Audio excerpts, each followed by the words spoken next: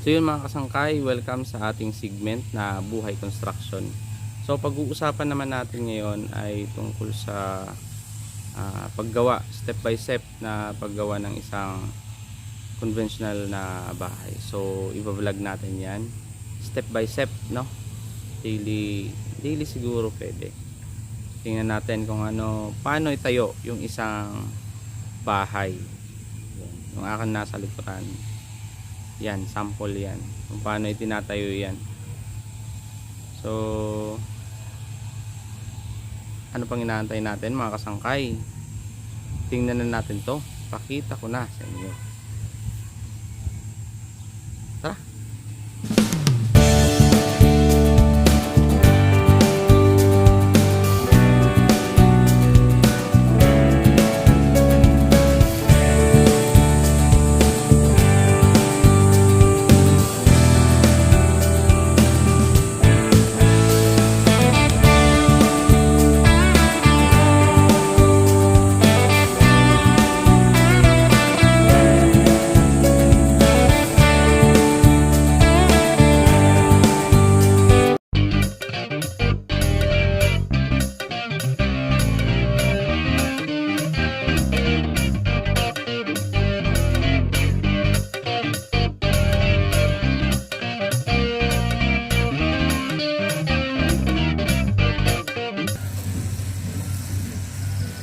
So yun mga kasangkay, paano nga ba na itatayo ang isang bahay? Ano ba ang mga aktibidad, first step na gagawin para maitayo ito?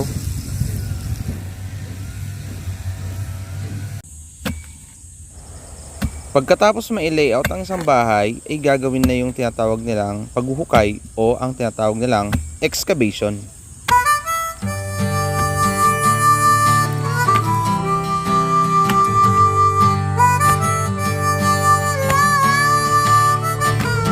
Minsan ginagawa ang excavation sa mano-manong paghuhukay nito o di kaya paminsan naman ay gumagamit ng isang heavy equipment o tinatawag nilang backhoe.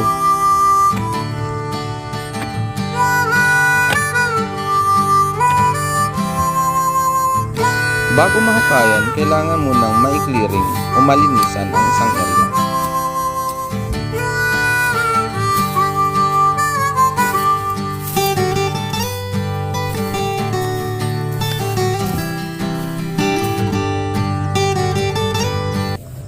So yun mga kasangkay, kasapin muna natin si Kuya kung tanong natin kung ilang araw ba nila tatapusin tong ating paghukay. Tatlo lang kayo rito. Tatlo lang. Pero ito pakyaw to. Kayo pakyaw din. Pero bukod yun. Ilang araw to? Dalawang kayo dyan. Kaya nyo ng mga 4 na araw. Hindi ko sigurado. Umaabot mula 4 hanggang 6 na araw ang pag-i-excavate o paghuhukay, depende sa tigas ng lupa at sa taong gagawa nito. Ayan mga kasangkay, so magsisimula ang lahat syempre para maitayo yung bahay. Mag-uumpisa ang lahat sa excavation o yung paghuhukay. So, gaano kalaki ba?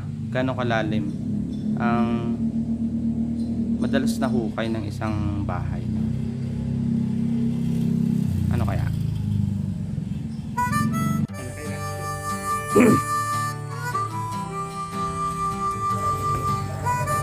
Ang sukat nito ay dumidepende sa design ng bahay o sa design ng isang engineer.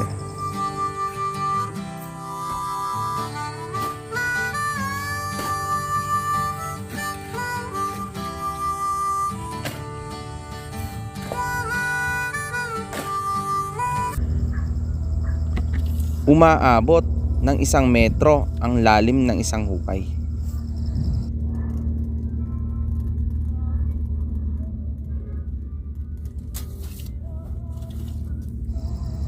Ang luwang naman nito ay umaabot ng 90 cm kwadrado.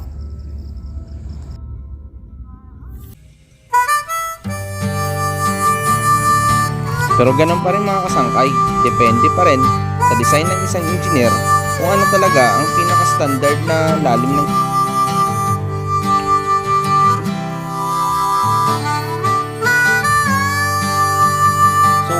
mga kasangkay, nalaman na natin kung ano yung pinakaunang step ng paggawa ng isang bahay. Siyempre, yung pinakaunang-unang talaga, yung ating excavation o yung paghuhukay. No, so, from layout up to paghuhukay, yun nakita natin. So, abangan nyo guys, yung ating next na vlog, yun ang susunod. Siyempre, kung ano yung susunod doon after na paghuhukay. So, yun guys, abangan nyo yung ating next lineup dito lang sa Lex Vlogs, no. Bye bye.